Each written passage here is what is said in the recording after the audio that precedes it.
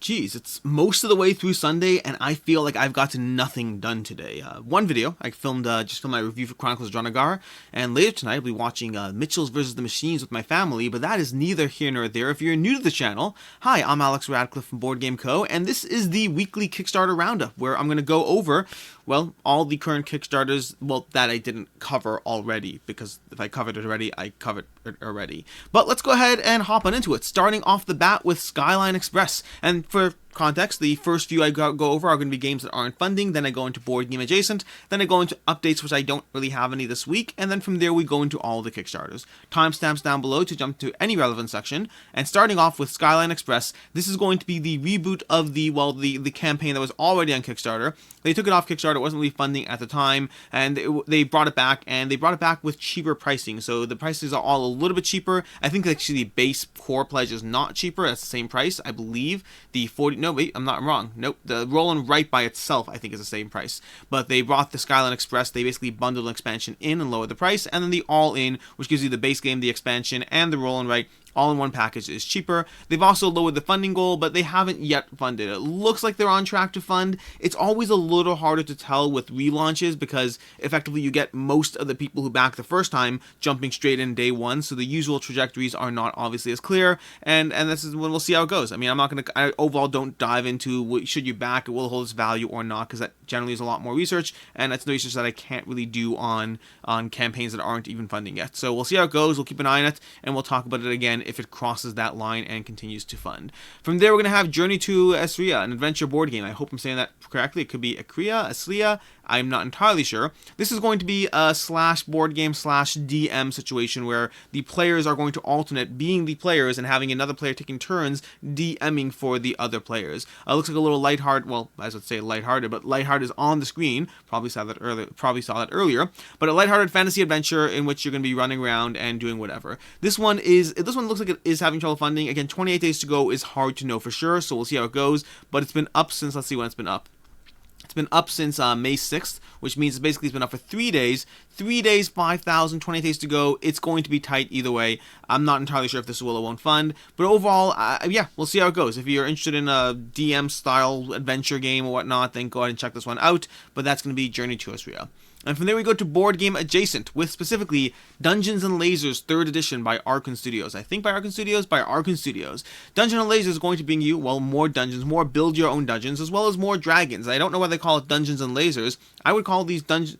Well, I guess you can't call it Dungeons and Dragons. That name is taken. So Dungeons and Lasers and Dragons, maybe you can do that. But either way, the last campaign I saw from them also had Dungeons and Dragons. I didn't see so much as far as lasers. They're probably in there. I'll usually get, 3 or 4 comments down below about the part about the lasers that I missed. This one is overall, well, it's a build your own dungeon scenario. Now, value-wise, well, let's go through stuff first and we'll talk about value after. But basically just tons of different, moldable build your own kits. They do not come pre-painted, so they don't look like what you're seeing on the screen over here, but they do clip together nicely and build out whatever terrain type of thing you want to do. They're going to look more akin to this. So they're going to have the molding, they're going to have the detail. Arkane Studio has great deal miniatures and whatnot, affordable, superior quality. Saves you time on assembly, fits your games, all that. It's going to be standard dimensions for most games with most standard 28 to 32 millimeter minis, although obviously it can vary. It looks like it's a 30 millimeter thing, so 32 millimeter base might be pushing it, but you can probably make it work, assuming you don't need things well crammed together. Past that, it's going to be 13 totally different themes that you can clip together, build your story, DM from here to tomorrow, or perhaps you really like Gloomhaven and you'd rather build out your dungeon as opposed to using the board. I don't know what you want to do with it. It's your kit. You can do what you want with it. But they're going to include, the campaign has options to buy various sets. It has options to buy terrain, options to buy miniatures, a whole bunch of stuff. And then, of course, my personal favorite part, the options to buy dragons as well. We have the Sewers core set, we have the Royal Castle, we have the Wooden Cottage, the Tudor Mansion, the Stone Tower, we have City Streets, that's going to be just, streets. We're going to have the Roof set, we have Fantasy Core set, we have Cursed Cathedral and Dwarven Mine. The Dwarven Mine, the texture there is very unique. We have the Torture Chamber. I do like a good Torture Chamber. We have Hall of Heroes. We have Warlock Altar. That painted looks amazing, but don't be fooled by the painted part. Unless you're taking the time to paint it yourself, it's going to look like this, not like this beautiful set over here.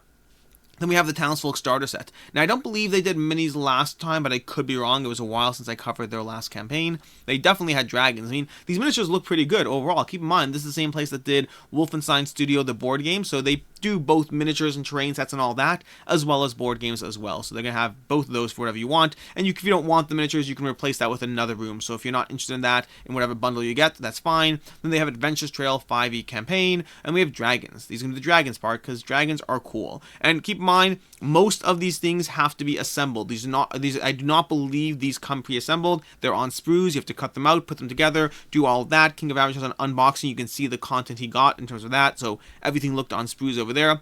And we have Freya the Stormbreaker. We have Durkar the Sovereign Serpent. We have Dragon, his name is Dragon of Schmargonrog. Okay, that's not my fault. I know I have a problem pronouncing things, but Dragon of Schmargonrog is not my problem. That is somebody else's problem. I take no responsibility. We have Draculus the Cunning. Is that Dracula? I like Dracula. We have Marduk the Tyrant. We have Thal the Defiler. Marduk the Tyrant looks like what is this? It looks like a no. We got 2 different heads here, 4 different heads, five different heads. That's unnecessary. We have Thal the Defiler. We have the Xenodragon. We have Oregon.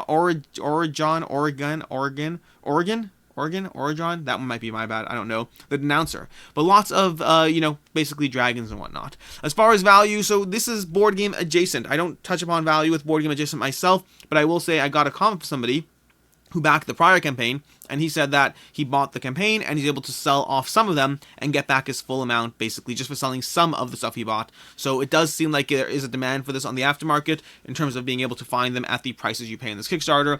As far as prices, pledge levels are all over the place depending on what you're getting. You can get as low as €29 for $36 for the miniatures only, $104 for the village set, which can give you a core room plus 2 of your set, the core set plus 2 rooms of your choice, plus a Townfolk starter set, plus or a room of your choice, plus stretch goals, and from there, it's going to go all the way up. I'm not going to cover every single one. We're going to go all the way up to $499 for the, everything you see here. Lots of stuff. We got core sets, 12 rooms, townsfolk, stretch goals, adventures, wooden street lamps, just jumping all the way straight down to adventure, connectors. You even have dragons in there. Dragon's Lair, 7 times dragons. Good. For $500, I want those 7 dragons. But that's basically going to be Dungeons and Lasers, a fairly large board game adjacent one this week because they just have so much stuff to cover there. From there, we're going to move to the actual campaign, starting with Stationfall and Agents of Smersh, which last week I did not cover, did not have time to go over them, but this week I did. And Stationfall is an interesting one. Stationfall is going to be by Iron Game Design. It's a game that I actually kind of ignored when I first saw it because Iron Game Design just had a Kickstarter with a space-themed board game, and when I saw Stationfall and Iron Game Design, I was like, oh, I covered that, but I didn't cover that. I covered a different game that was like 2 months ago. But either way, that's not the point. Stationfall is going to be a game that is going to be from Matt what's his name?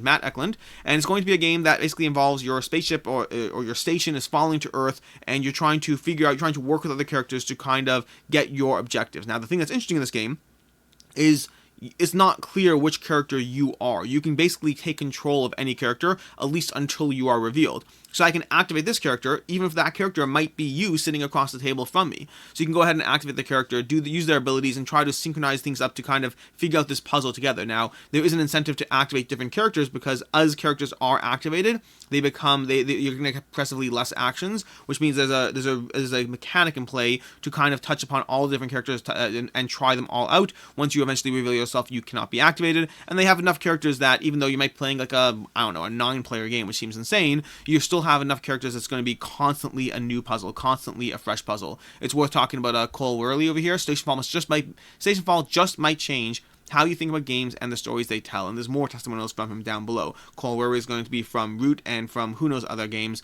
but that's basically going to be that. And Stationfall does so random humans, robots, none of the above, each with their own abilities, goals, and secret relationships. Now, this is by Iron Game Design, which also means it's going to be a heavy game. A heavy game with a lighter theme, but still a heavy, tense, trying to figure out how to min-max or optimize your way towards victory. The actual art and whatnot, I'm not pulled in by. Then again, I've rarely been pulled in by Iron Game Design's designs. I've always been pulled in by the games themselves in terms of what they're bringing to the table. Literally bringing to the table. As far as pledge levels, Pledge levels is going to be $64 for Stationfall, the Minimalist, the base game. That's base game alone. So $99 is going to give you the base game plus the miniatures expansion. So if you want those 27 unique miniatures plus this limited offer free 60mm Project X Mini, then that's going to be what you want to do over there as far as getting all of that. As far as value, it's a hard one in this one. Iron Game Design, first of all, the price point alone, $64 for this game, completely unreasonable in a vacuum of general games. Yet, like other companies, like what's the company that did Food Chain Magnet? Like Splatter Games, Iron Game Design does tend to have games that are more expensive, so it may well be harder to find this for less than $64. I did not find any commentary on the actual price. Oh, wait, no, I think I did. Wait, sorry, my bad. My bad. 1 second, sorry. I did wrong campaign. Good price over here. So over here, we say we always offer special Kickstarter pricing that is cheaper than MSRP. So they didn't talk about the MSRP itself, but they say it's a good pricing. It'll be cheaper than MSRP. In my opinion, when someone says cheaper than MSRP, that doesn't mean anything. If anything, it means that it's not a good back, because cheaper than MSRP is such a loose statement. If I'm gonna give you a good deal, I'll say something like, oh, it's 40% off MSRP. It's 35% off MSRP. Maybe even it's 25% off MSRP. When I say it's cheaper than MSRP, the MSRP on this game could be $65 and it's cheaper than MSRP. There are better, easier things to say if you are actually going to have an MSRP that is competitive in pricing in terms of what you can actually buy for later versus buying for the Kickstarter. So once you factor in the price here plus shipping with an undetermined MSRP, I am skeptical that this falls in the category of a good back. Now, that said, if you want the what's it called, the limited offer over here, that might change things otherwise. But past that, I would say the price point is, I'm not confident in the price point at all without them saying what the MSRP is, without them talking about it. So I would say you could get it now if you have the FOMO aspect, or you can wait to get it at retail later. That's going to be Stationfall. Moving to Agents of Smersh, another expensive game. Agents of Smersh with 2,093 backers, $206,000 raised so far, 10 days to go from everything epic. This is going to be bringing you Agents of Smersh back, because Agents of Smersh, if you don't know, is already a board game. This is going to be the epic edition of Agents of Smersh, because Agents of Smersh was like popular, super popular when I first got into gaming. So probably somewhere around 2013, 2014. I'd have to check up the date it came out, but it was definitely incredibly popular, hard to get your hands on, super expensive. It was very, very popular way back in the day. And then the internets forgot, because the internets do tend to forget. We all tend to forget. There's always the latest hotness. You don't need to worry about a game that came out 7 years ago. No one's talking about that until you smack a new box in it with some new stuff and say it's the epic edition. Then everyone cares about it. I'm serious, but I'm also victim to that culture. I mean, the amount of times when I was debating getting the Castle Mad King Ludwig Deluxe Collector's Edition just because they threw it in a Collector's Edition, even though I didn't keep the base game, it's madness and it's not okay, and I need to get better at it. But that said, this is going to be the epic edition of Agents of Smersh. Agents of Smersh, for those who don't know, is going to be a choose-your-own-adventure game, choose-your-own-adventure sort of game, inspired by Tales of Arabian Nights, or I shouldn't say that, similar to Tales of Arabian Nights. I don't know if it's officially inspired by it, but it's going to be a game where you're trying to basically uncover, I believe his name is Lobo, the evil villain Lobo, and he has his Agents of Smersh. You have your various spies that you're working with, and you're trying to move around the board, having different encounters, and then reading from this book, this encounter book that goes through a choose-your-own-adventure narrative as you slowly uncover or deal with the Agents of Smersh, which will lead you to Lobo, and then you'll defeat Lobo, although it's not actually Lobo, so you can go into the game and do it again, rinse and repeat all of that. That's effectively going to be Agents of Smersh. If you don't like narrative-style games, if you don't like the idea of you playing with somebody else next to you, and you open up the book and you're like, you see the spy around the corner. Do you do this or do that? And then having them go through the narrative and aspect and reading it back and forth to you. If that doesn't appeal to you, this is not a game for you. This is 100% that style of game. Reading narrative to other players. That means you have to have someone who's comfortable reading. You have to have other people who are comfortable being read to. This is a game that I would never be able to play with my wife, because she does not like anything that involves reading things out loud for the sake of narrative. She can barely tolerate the lightest hints of flavor text. So basically my point is, know who you're getting this game for, and know if it is a good game for you and or them. Past that, as far as pledge levels are going to be fairly expensive. We're going to have $100 for the basic edition of the game, retail price of $125. Now, normally in and of itself, that would make it not a great back, because once you factor in shipping, plus compared to retail, plus the fact that retail $125 means it's going to be cheaper than the $100. So not a good back almost there, except there are Kickstarter exclusive things and stretch goals and all of that, so it might change the picture. We'll come back to that. And then for $160, you get all of the above, plus you get a whole bunch of things from the exclusive metal dice set, the art prints, the exclusive playmat, and all stretch goals. Basically $60 for extras. Those extras will become more tempting as we actually go through and show you the pretty box and whatnot. So let's go ahead and do that. Let's go ahead and check out the pledge levels somewhere down here. Nope. Over here. Here we go. So, basic edition over here, Kickstarter exclusive cards. The Kickstarter exclusive that you get in the game before you even talk about stretch goals is going to be the Agents of Smersh turning into spies. So they've turned on Lobo, and that's basically that as far as extras and more plus stretch goals. Then we have the Epic Collector's Edition, which is not available at retail. So Kickstarter or secondhand market are your only chances of getting that. And for that, we're going to have the art prints, the gold foil box, the deluxe playmat, and the metal dice. So we have a bunch of art prints. We have, that's art prints if you like that. We have the metal box, which is gold, deluxeified, foil, whatever. We have metal dice, which, I personally am not a huge fan of metal dice, but I keep wanting to give it another try. I guess it depends on the dice. We'll see. I'll probably get some more again. And then we have the playmat over here, so all of that for an extra $60, which may or may not be worth it. It depends how much you value art prints, metal dice, playmat, and deluxe box. For myself, I tend to go all in on things. I wouldn't go for that because I don't care about deluxe boxes. I don't use playmats. Metal dice I don't love, and I don't care about art prints. So ultimately, choose for yourself. It's interesting to note, I would have thought much fewer people would have backed the all-in, but it looks like we're at 909 backers for the $100 tier, and we have 717 for the 160, which means a lot of people do care about those things, which is great. I'm just not personally one of them. Past that, as far as stretch goals, let's see if we can find stretch goals over here, because lots of Kickstarter exclusive things. This is going to determine whether you personally want to back this on Kickstarter or wait to get it at retail later for cheaper, because it will be cheaper. So we have all backers, henchmen as spies. That's going to be the starting one. Then from there we have more and more, but we only really pay attention to the Kickstarter exclusive ones. We have a new spy. We have, scrolling down, a new spy.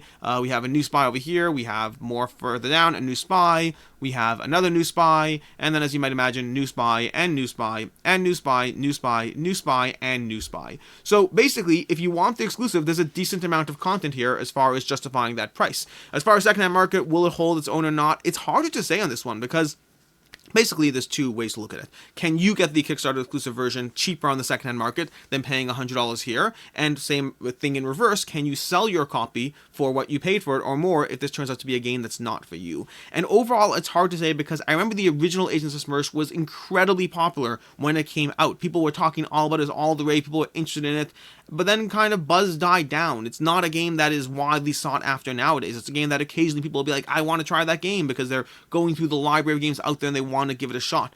But for the most part, most people don't seem to care quite as much anymore. Now, the $200,000 raised in this campaign would indicate that people are still willing to care. People are still willing to pay $100 or $160 to get this game. So the question is, does that maintain? Does that go over to the secondhand market down the road as far as being able to sell or buy your copy when you can also get it at retail? And the short answer is, I'm skeptical it will fully hold its value, but I think it will be close. But keep in mind, very much a judgment call that I am absolutely not confident on this one. There's not enough similarities here. It's an expensive reprint of a game that used to be popular. It's not particularly minis heavy, so lots of things that don't fall into the usual genre of games that hold their value, but yet it might still be an exception. So if I had to make an educated guess, I would say both the Collector's Edition and the Basic Edition, both of them have their own form of exclusivity, and both of them I think will go for less than what you paid for it, but you're not going to take a significant hit, in my opinion. Could be completely off base. Just want to be very clear with that. Moving on, we have Aldabas Doors of Cartagena.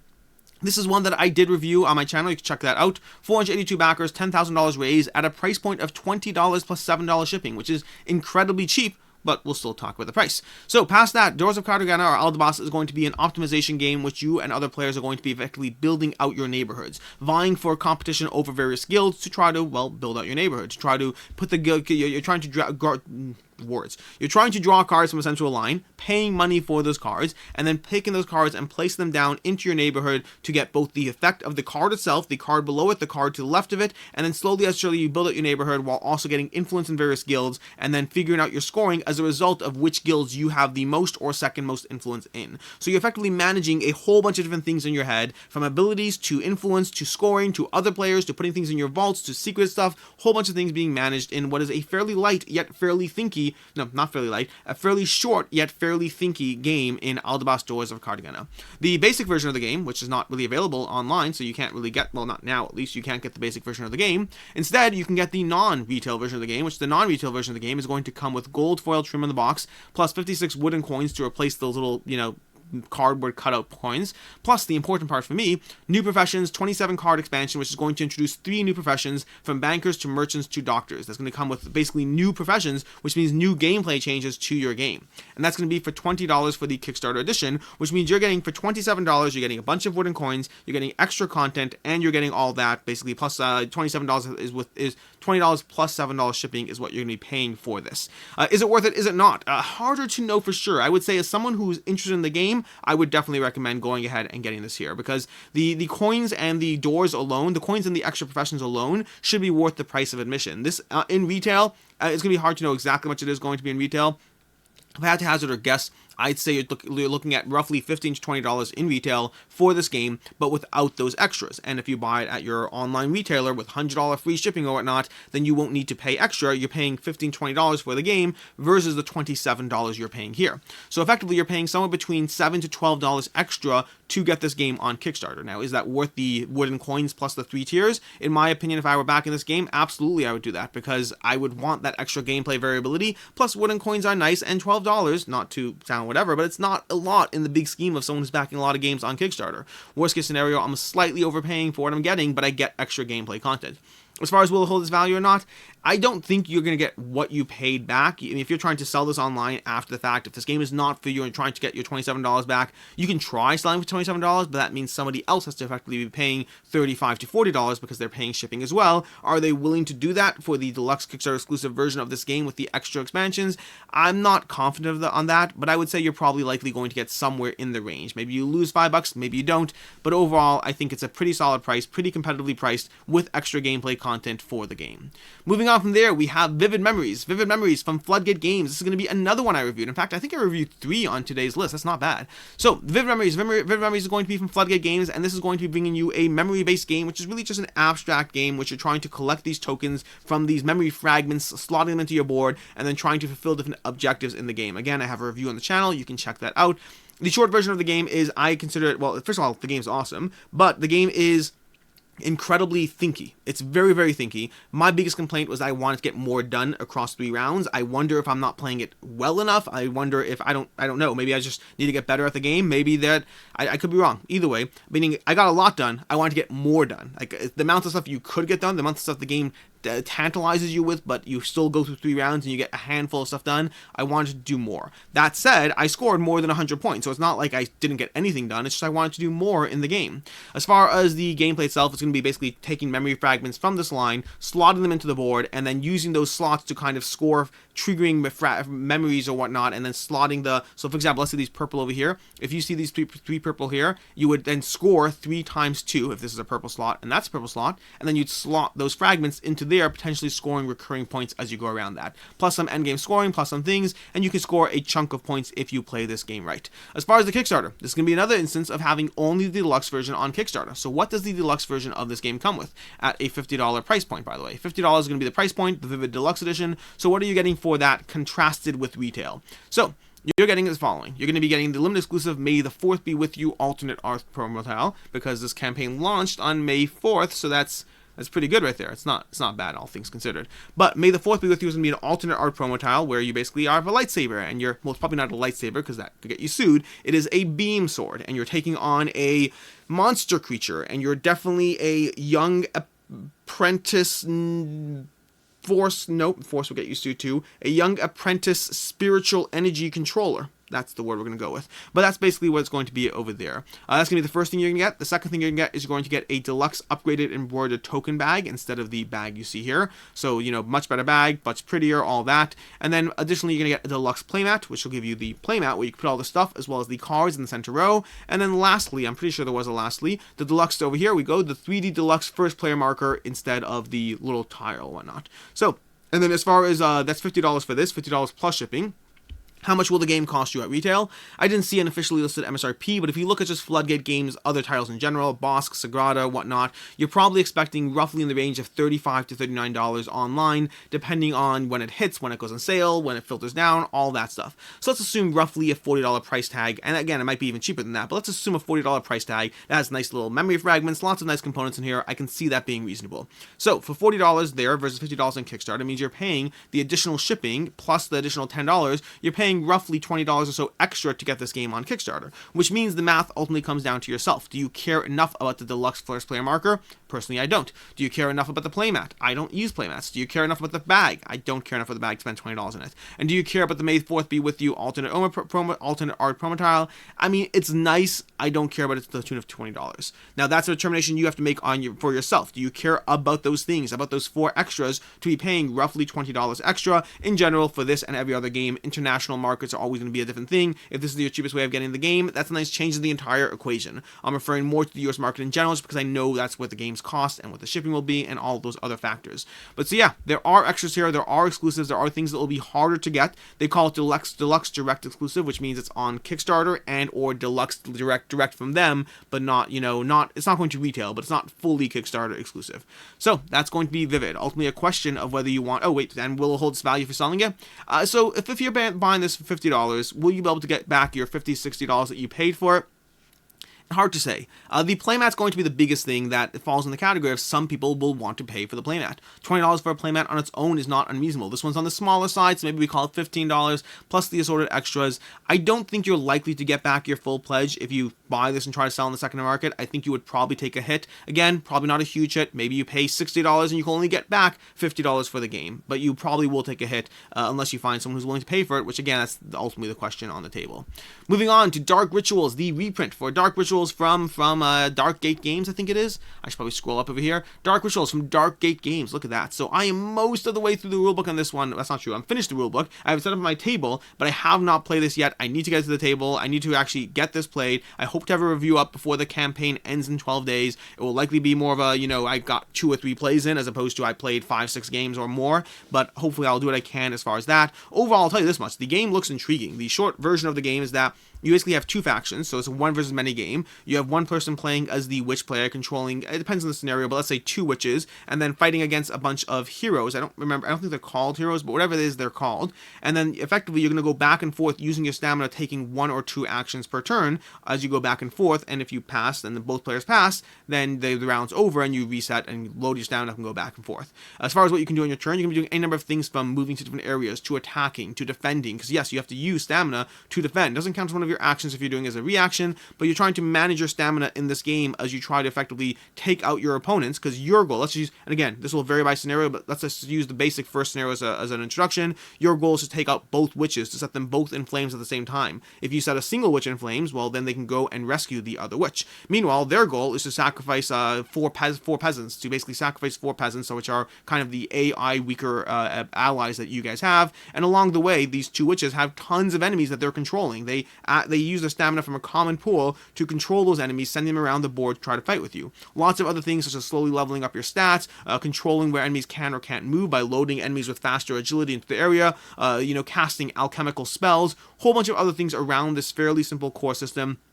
Overall, it looks intriguing, and this is all just core box alone. I don't even know what it comes in terms of all the extra exclusive stretch goals, all of that stuff. And miniatures are absolutely gorgeous. Some of the best miniatures I've seen. The artwork on the tiles absolutely amazing. The only thing I have left past intriguing rules, interested in the gameplay, great miniatures, great art. The only thing I have left is, do I actually like the game? And that's a giant question mark, at least for now.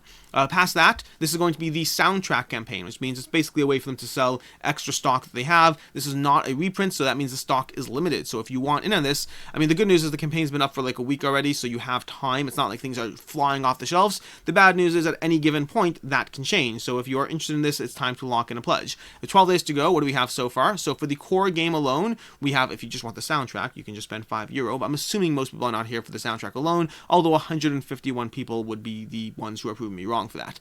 As far as past that, the Lone Defender. So if you want the English Pledge Lone Defender, there's currently 65 left out of 90. Most people did not go for this option. Most people want to tier up. This is going to give you the Dark Rituals plus all applicable stretch goals. And then if you scroll down, multiple other languages as well. But if you scroll down for €135, roughly $165, we have 390 pledges available, and 200 backers took those up, which means we have 190 left, at least as of the time of this video. If you do happen to check this 2 days before the campaign ends and they're all taken, make sure to check back in as time goes on, because with limited pledges, at any any point you can have someone drop and someone else will pop back in, and that could be you getting your pledge. As far as extras, because if you remember the original campaign, they did have a lot of extras you can buy, optional buys for the game, more witches, more heroes, more everything. As far as those, they are going to potentially be available in the pledge manager. They're not listing them available on the Kickstarter, but keep your eyes peeled for, basically the way they put it is they said, when you get that pledge manager invite, don't wait 2.5 weeks like you normally might. Make sure to jump on in if you're looking for any of those add-ons, because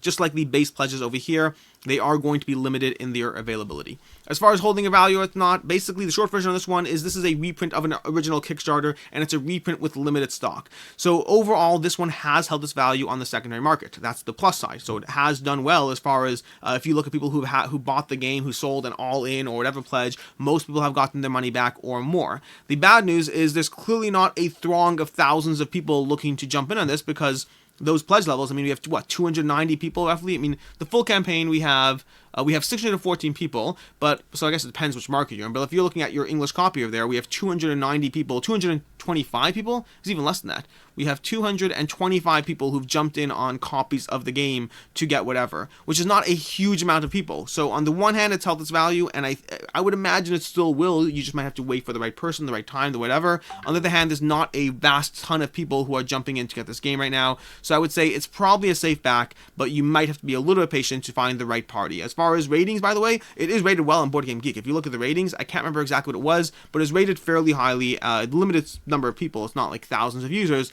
but make sure to check that one out. And again, I hope to have a review up before the campaign ends, but I cannot make any guarantees. I will say this, even if I get one play in, I'll do a first impressions review or something, because not a lot of people talk with this. Not a lot of people have actually reviewed or talked with the game. There are definitely a few, you can check them out, but it's not like the wide amount you're used to seeing, so I'd love to get some coverage of the game up. Miniatures are gorgeous. Miniatures are gorgeous. Moving on to Angel Fury, the Battle for the Human Soul. Now this one is going to be Terraforming Mars 2.0. Now, I mean that in a variety of different ways, but first of all, it's not going to be the gameplay of Terraforming Mars. Nothing to do with that at all. It is from the creators of Terraforming Mars, and it looks, and this is everything I say now, is not exclusively, but is my own opinion, and it reflects my own personal tastes and thoughts. But my instinct with Angel Fury is that the game looks like it has mediocre miniatures, it looks like the art's not good, the graphic design isn't good, and it's overpriced for what you're getting. That is my instinctive response to this game. And yet, all those things were absolutely true about Terraforming Mars as well. So this may well be following in the footsteps of Terraforming Mars, of underproduced, overpriced, but the best game you have ever seen.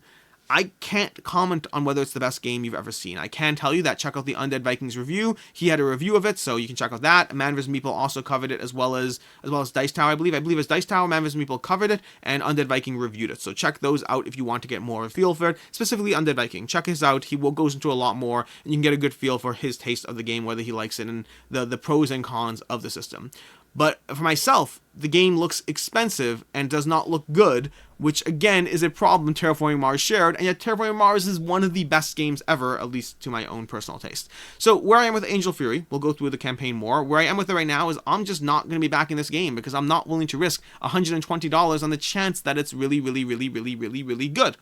But it might be really, really, really, really, really, really good, at which point it will be hard to get your hands on. It'll be fine to get that $120 pledge. But let's go through it. This is going to be a game in which the forces of good and evil, of angels and demons, are fighting against a single mortal soul. They are fighting for control, vying for that single soul, which is a nice thought when you think about it. And the idea of all these spiritual forces contending over a single person is very, very sweet, and not really romantic, just sweet. You know, it's nice. But you're going to have these battlefields. You're going to have deck building, sort of. It's going to be one of those situations where you have deck building where you have, I believe it was 9 cards. I could be wrong. Maybe it's 12. Whatever it was, whenever you get a new card, you get rid of an old card. So you're in a very fixed, limited amount of cards. You're going to be deploying your units to the zones over here. Every zone can always hold 9 strength worth of units, so a large unit's worth more strength, small units are worth fewer strength, and then here you go. You have improving your deck, replace battle tactics for more options, moving your troops around the board, preparing for battle, play cards, roll dice, deal damage, all of that. Again, if you want a full deep dive into the gameplay, check out the Undead Vikings review.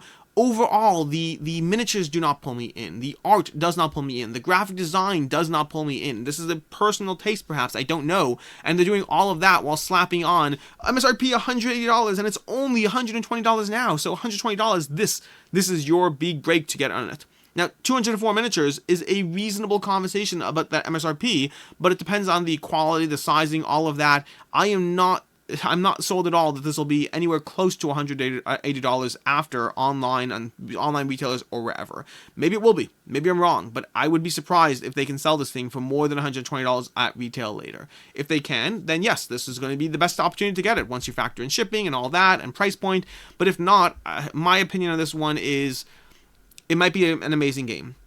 If it's a good enough game, then like Terraforming Mars, like everything else before it, it'll show up at retail just fine. And it will show up without these promos, by the way. You see these daily milestones over here? These are going to be Kickstarter exclusive promos that you can get every single day. They're throwing in, like, new Archdemon, special battle cards, new tactics cards. So these promos, those might be harder to get your hands on. Absolutely. This is where, if it is the best game ever, then it'll be a great price. Well, not great price. If it's the best game ever, it'll hold its value for the game. The Terraforming Mars, the Firaxis family, I mean, they have one of the best games in existence to their name, which is not something to be undersold. At the same time, it doesn't mean everything they touch will turn to gold, and I'm just not confident in this one. So overall, I would say it's not that I'm saying this is not going to hold its value, not in the slightest. I don't have the confidence in saying that. But rather, I'm saying this is a very expensive game that does not look particularly amazing. It does not look like it has been refined in terms of either the graphic design, the miniatures, or any of that stuff, which means unless you're literally just counting on the fact that Terraforming Mars was a horrible looking game that is one of the best games ever, unless you're counting on lightning striking twice in that sense, I'm a little bit wary on Angel Fury and whether it's the right place to put your money on that one. But it might hold its value. If it's really good, it will. If it's not, then $120 is not going to be coming back to you when you try to sell this. Moving on to Kiwi Chow. Kiwi Chow. This is going to be by the two companies joining up together. Two companies that I should get their names: Detestable Games and the other company that brought you War for Chicken Island and Dodo's Riding Dinos. And now they're bringing you Kiwi Chow, the third in this series of, I called it something else last time. Dodo's Riding Down is what I called it here. I called it I can't remember. I called it something else in another video. They commented on it. It was funny. Either way, $107,000 raised, 1,593 backers. Overall, they're doing just fine over there. And $59 is going to be there's a few pledge levels over here. So starting off, the first early bird is going to be $59, and we have 1,200 backers. The second early bird is going to be $62, which means 94 backers generously decided to contribute an extra $3 more, either because they're generously deciding to do so, or because they didn't realize the options. And then for $65, we have 19 backers, again, generously contributing extra money above what they need to. And that's basically going to be that. I'm always curious when people do this. I'm always curious if they just missed it and they're just clicking on the wrong thing. They hopped on Kickstarter, they just hit back now, they chose a pledge level, they moved on, or whether they're trying to donate extra money to the company. I'm always fascinated by that one. But anyways, in Kiwi's Chow Down, first of all, I highly recommend watching the video for this one. The video is immensely entertaining. There were a few videos that were entertaining. We had that one. Okay, I'm just looking at my tabs up top. But either way, so watch the video, immensely entertaining. Just kiwis eating kiwis for control of kiwis with the most kiwis. And if you have the most kiwis and the kiwis and the kiwis, then you can build your kiwi buildings and have the most kiwi stuff. Basically, across 3 rounds, you're going to be trying to build your buildings and eat kiwis with your with your kiwis, because it's Kiwi Chow Down. They're kiwis that are trying to collect and eat kiwis in this game. As far as value, so Dodo's Riding Down Dinos hasn't hit as far as I know, which means we're looking at War for Chicken Island as the closest comparison as far as general demand. War for Chicken Island, I would say, if you look at what people paid for it versus the sales on it, there's very small subset of people. So they're not looking at this. There weren't a lot of listings as far as sales, but from the few people that have gotten War for Chicken Island and sold it, it looks like it's generally holding fine in its value. I saw one person sold it for less, and the other 3 sold it for roughly what they paid for it, which means they got their money back as far as that. How will it hold up long term? Harder to know because it hasn't hit long term. It's only just recently been arriving at people's shelves or whatnot. As far as Dodo's Riding Dinos, that one hasn't hit yet either, so it's hard to know from that, which means I'm looking at this one at Kiwi Chow Down, and my opinion of this one, just based on the prior ones, is it's probably a safe-ish back. It doesn't look like you're going to get a lot more money back. Maybe you'll lose your shipping, but as far as if it's not a game for you and you're selling on the secondhand market, then you can go ahead and sell it, and you might take a small hit, or you might get your pledge back. Just not enough sample data for me to really look at to be solid on my opinion, but I would say it's somewhere in that range. Moving on from there, we have Catch Don Falconi. Catch Don Falconi. Now, I do recommend watching this video. This video is immensely entertaining, incredibly well done. Like, seriously, if you watch one video from today's thingy, well, first of all, this video you're watching now, but secondly, Catch Don Falconi next will be a great video to watch after this.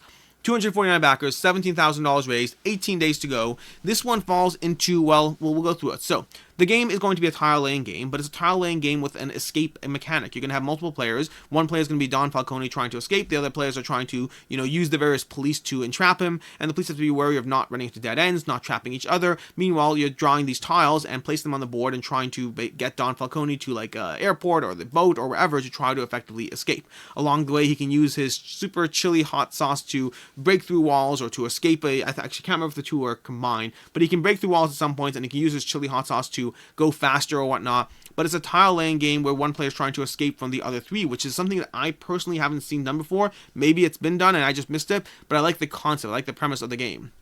As far as pledge levels over here, we have for $39 CHF, or $44 or so, you can get a copy of the game, which is not cheap when you compare this to, let's say, Carcassonne or any other basic tile laying game, which means the game itself is not particularly cheap.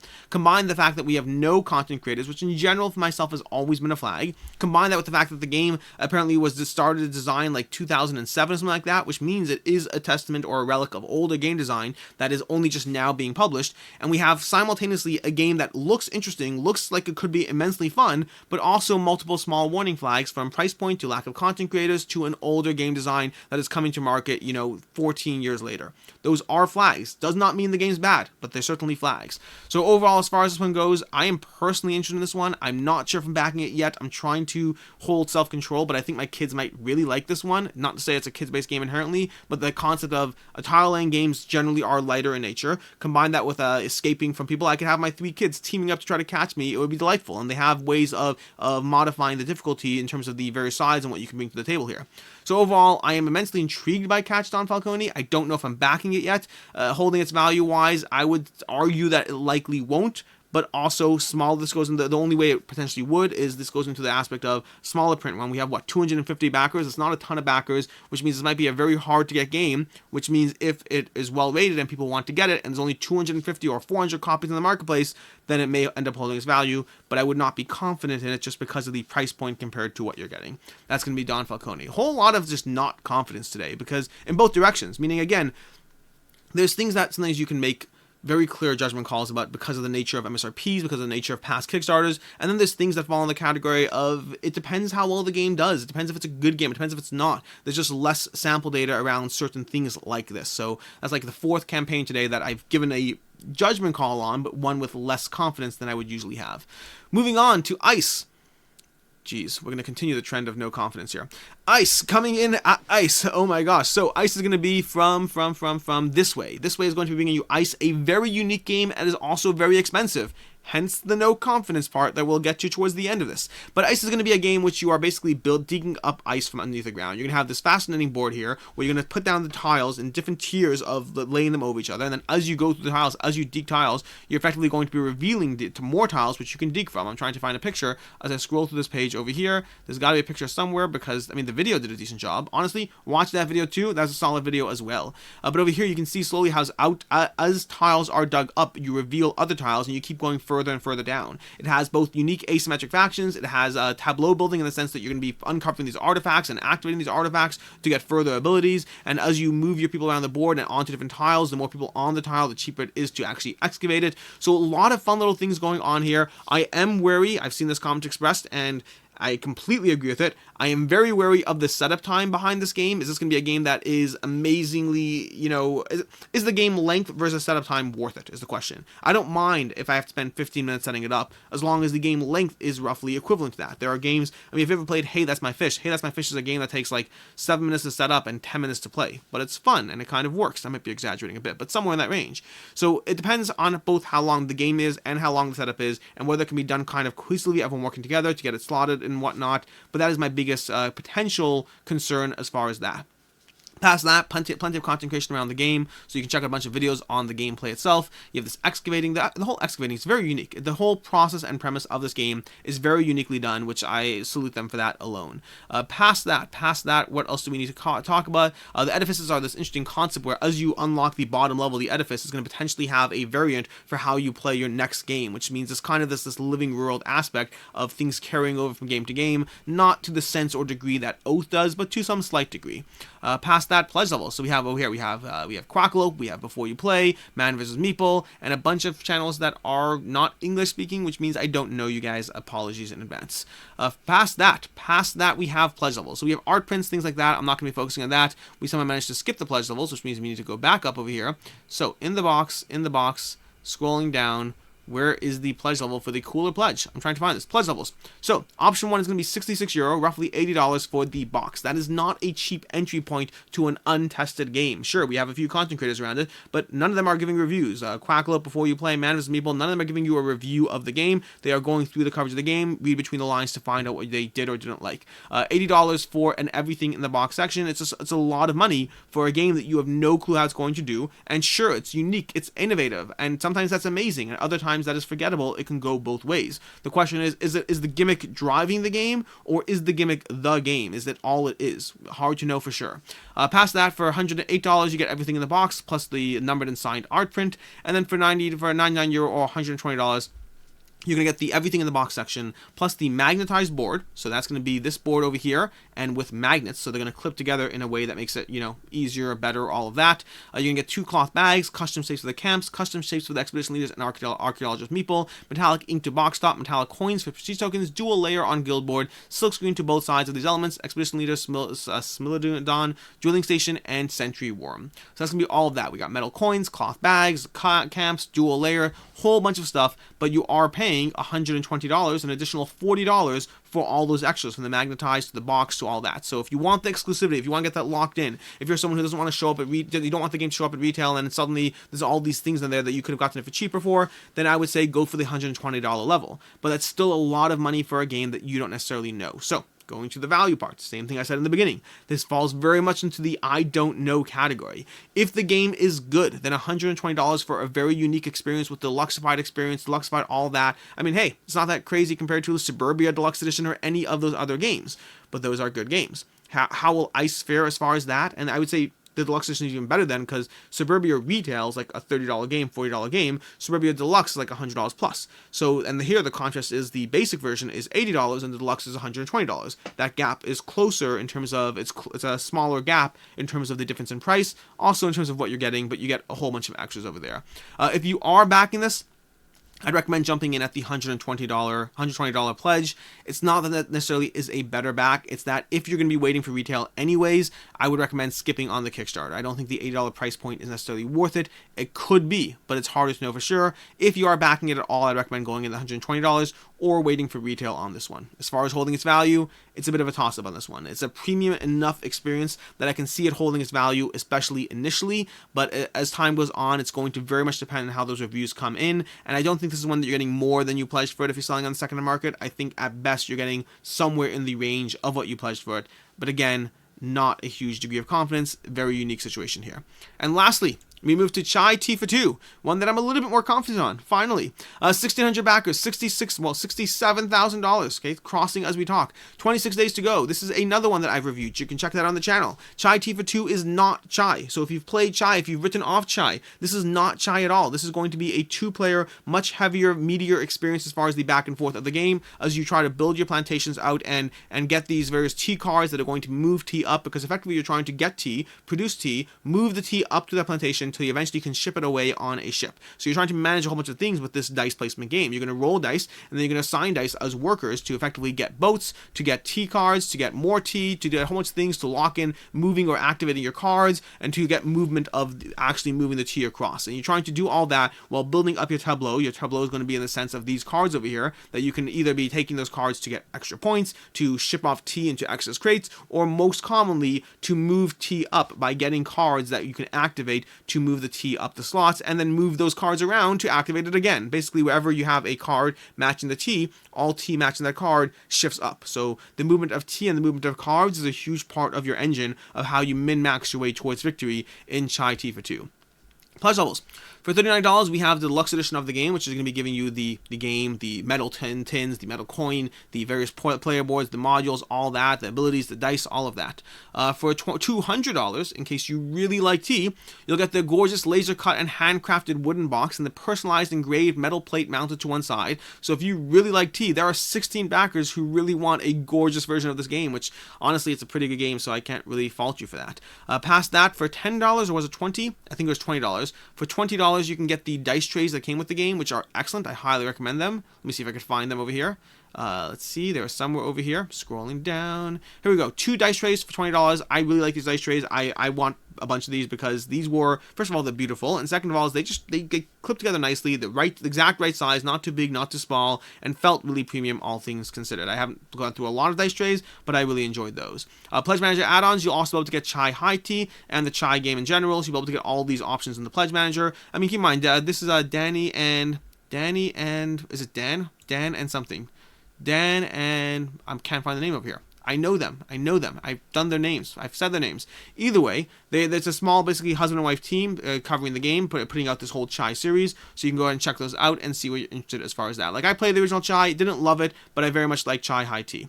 And past that, anything else worth covering over here? I think that was everything as far as covering this campaign. And that's going to be everything.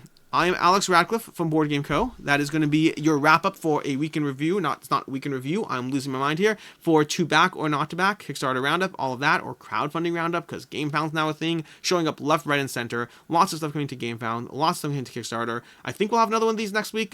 Kickstarter hasn't seemed to slow down recently, which is nice. Keeps me busy. Until next time, have a good one.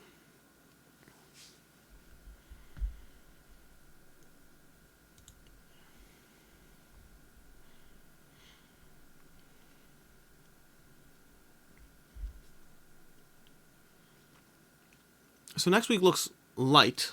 We'll have a few things. We're going to have the Paris expansion. We're going to have Castle Panic Deluxe. We're going to have Hoplomachus Victorum, Mosaic Story Civilizations. So we got some heavy hitters. Between Mosaic, Hoplomachus, and Castle Panic Deluxe, I expect to see some decent numbers there. We'll see. Hoplomachus will cross, I assume Hoplomachus will cross 1 million. I could be wrong. The last Shippy 3 games didn't, but I think this one will. Vengeance Roll and Fight. That's going to be fun. So we'll see how Vengeance Roll and Fight does. We also have the Zorro Dice game, and that looks like it's mostly it. Next week is fairly light, so we got some bigger titles, but not a lot. Although my list isn't necessarily fully updated, so I have time. There's always some things that I miss. So we'll see. We'll see how it goes. There'll probably be a video next week, or maybe I'll just do a dedicated video for Hoplomachus and Mosaic and call it a day. We'll see how it goes. Past that, what else is going on? Chronicles of Drunagar review going up tomorrow. Yeah, today's Monday. Well, your Monday. Today's Monday for you, which means tomorrow Chronicles of Drunagar review is going up. Spoiler on that one. I have complaints, but overall, absolutely love the game. Keeping it in my collection, no question. It is a lot of fun with complaints. So make sure to watch the review to see if those complaints make it a deal breaker for you. And then lastly, I talked about this last week, but I'll mention it again. At some point, I'll mention it in the beginning of the video. For right now, I'm still doing a slow rollout, which is right as soon as I'm done filming this, right as soon as I head in on this video, I'm going to go through all those Kickstarters I just talked about and then do a video series where I am aggressive about why you shouldn't back most of them.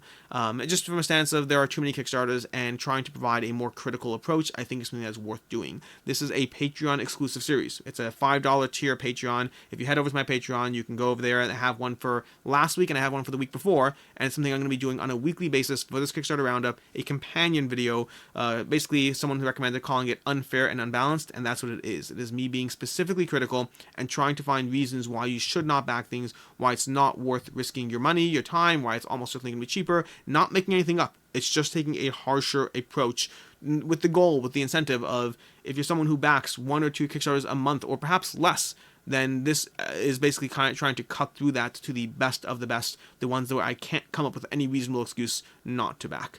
That's basically it. Until next time, I'm Alex Radcliffe from Board Game Co., and have a good one.